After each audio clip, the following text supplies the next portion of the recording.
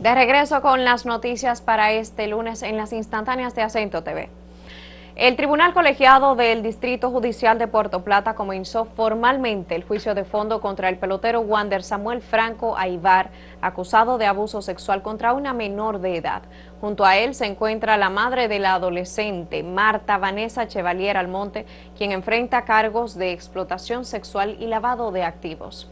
El juicio de fondo fue aplazado el pasado 12 de diciembre del 2024 para este lunes, con el objetivo de que el Ministerio Público presente sus testigos, y en ese sentido todas las partes involucradas y los testigos han sido convocados para continuar con el proceso judicial. Franco Aybar, quien jugaba para los Rays de Tampa, se enfrenta a acusaciones de abuso sexual infantil y se espera que el juicio avance con testimonios que serían claves y determinarían el futuro de los acusados.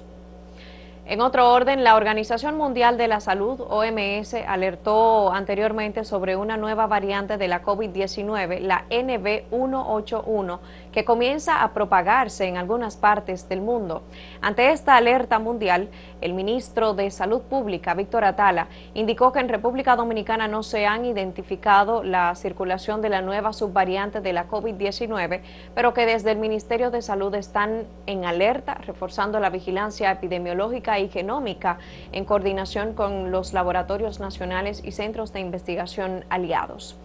De acuerdo con la OMS, la nueva variante de COVID-19 no representa por el momento riesgos extraordinarios en la salud, más allá de los acostumbrados en otras variantes, pues es parte del linaje de Omicron, que aunque tiene mayor transmisibilidad, según la evidencia científica actual, tiene una menor gravedad clínica. Ese es el estatus de la nueva variante del COVID-19 que circula. Por otro lado, el Ministerio Público interpuso un recurso de casación en contra de la sentencia de la segunda sala de la Cámara Penal de la Corte de Apelación de San Cristóbal, que redujo a la mitad la condena de 20 años de prisión impuesta al coronel César Mariñez Lora por la muerte a tiros de la pareja religiosa Elisa Muñoz Marte y Joel Eusebio Díaz Ferrer en el año 2021.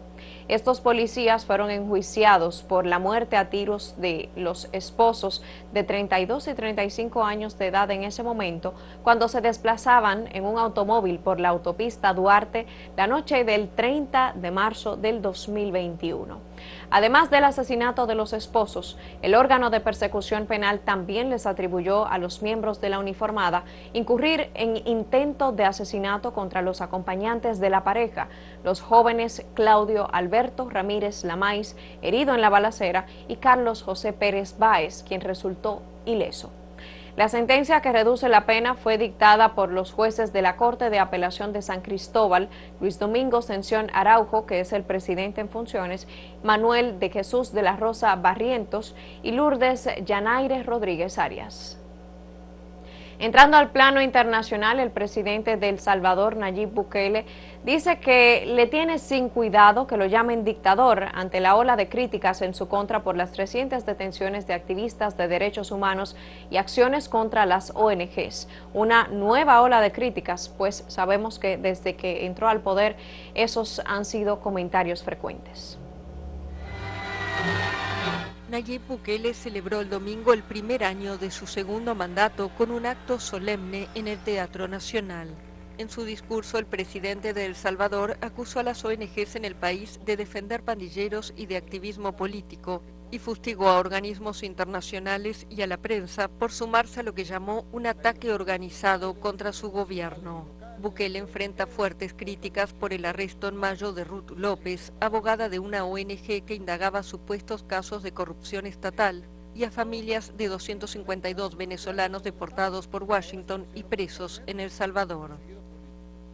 Dicen que encarcelamos defensores de derechos humanos, disidentes, opositores al régimen. Yo me pongo a pensar, ¿cómo podemos combatir la corrupción si toda la oposición tiene impunidad garantizada? No se pueden tocar. Cualquier opositor corrupto que se lleva a la cárcel es un perseguido político.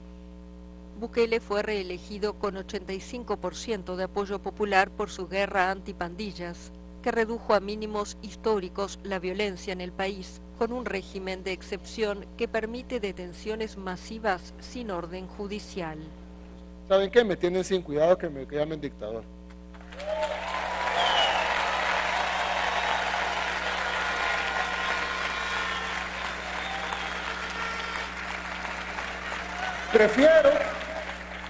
Prefiero que me llamen dictador a ver cómo matan a los salvadoreños en las calles.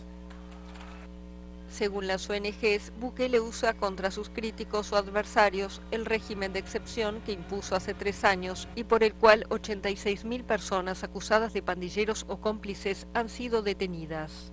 Las ONGs aseguran que unas 400 personas han muerto en prisión y que hay miles de inocentes detenidos. El gobierno defiende por su parte que hubo unos 200.000 salvadoreños asesinados por las pandillas en los más de 30 años que sembraron el terror en el país. En su discurso, Bukele también defendió la ley de agentes extranjeros, similar a la de Rusia y Nicaragua, que obliga a las ONGs a inscribirse en un registro y pagar un impuesto del 30% de los fondos que reciban. Vamos a permitir la injerencia extranjera.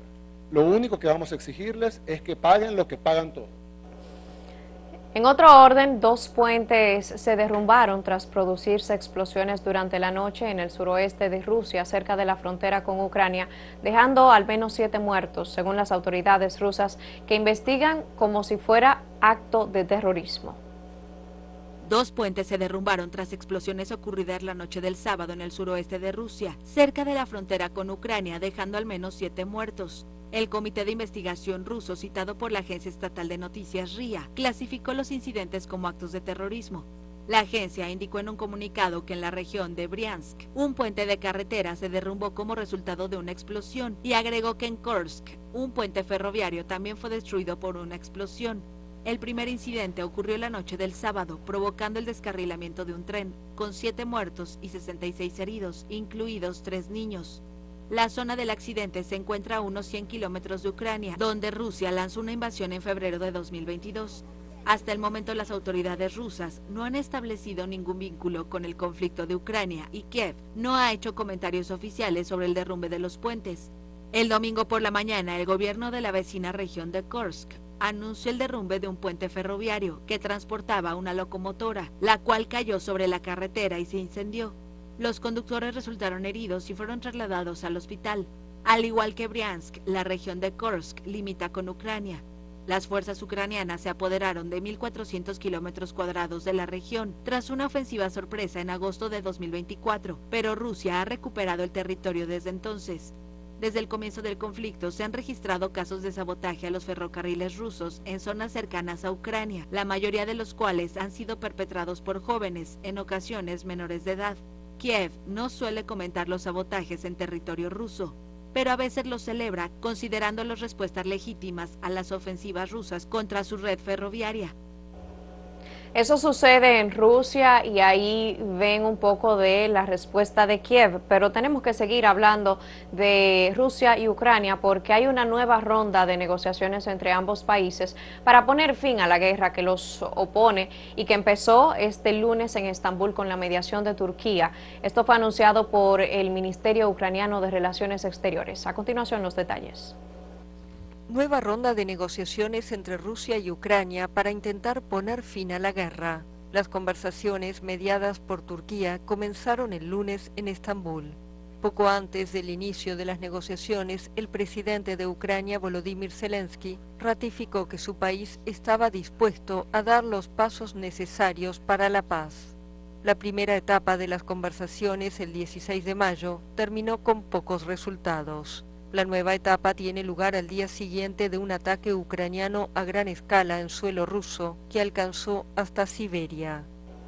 Esto es lo que se puede decir hasta ahora de una conversación, un diálogo que apenas comienza y sobre el cual están los ojos del mundo, siendo el conflicto entre Rusia y Ucrania uno de los mayores a nivel internacional en este momento. Les invito a mantenerse informados desde acento.com.do y también a seguir las últimas noticias en redes sociales. Ahí nos encuentran como Acento Diario.